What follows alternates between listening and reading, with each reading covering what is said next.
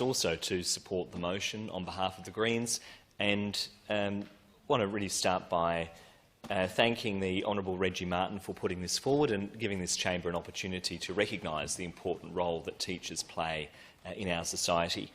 As has been observed by the Honourable Jing Lee, World Teachers' Day is held annually on the 5th of October, but it's observed here in South Australia on the 27th of October.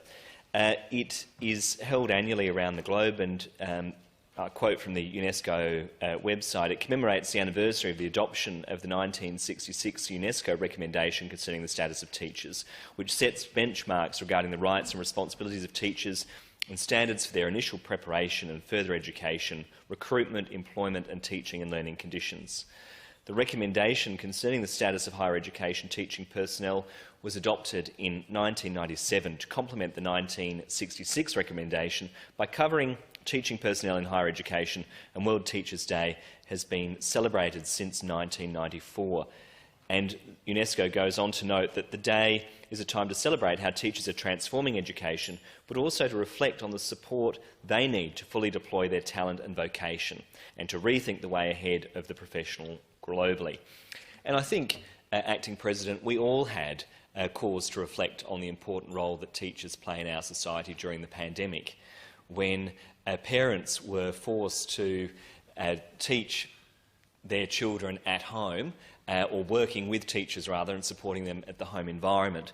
And I know from the discussions I've had with many of my friends who had kids at home during the pandemic how challenging that was, and the appreciation that that gave them for the remarkable work that teachers do and the vital role that they play in our society. Given we are talking about the important role of teachers, I do want to use this opportunity also to urge the government to resolve the dispute with teachers. It is concerning that we have seen such significant underinvestment in the public education sector in our state over many years. I recognise that's not just a fault of this government.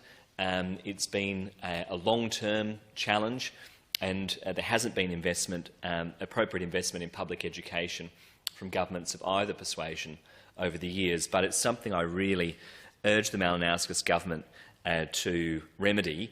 I understand that the Australian Education Union has revised its position for a salary increase of 8.64% up front and a 5.4% increase in the following 2 years, down to 6% in the first year, followed by 5% in the second year and 4% in the third. This would represent an increase of 15% over 3 years and would take SA educators from Australia's lowest paid to a level closer to the national midpoint. They're also requesting additional resources be made available to their schools so that they can better support students. I really urge the government to find a solution here. I know, Acting President, that the Minister for Education, the Honourable Blair Boy, is someone who is really passionate about education. In my dealings with him, I've found him to be someone who really wants to deliver good outcomes for education in our state. But I really do urge the government to pay teachers what they're worth and to ensure that our public schools are appropriately resourced so that they can meet the needs of students and our communities and parents. With that, I conclude my remarks and indicate that the Greens will be supporting the motion.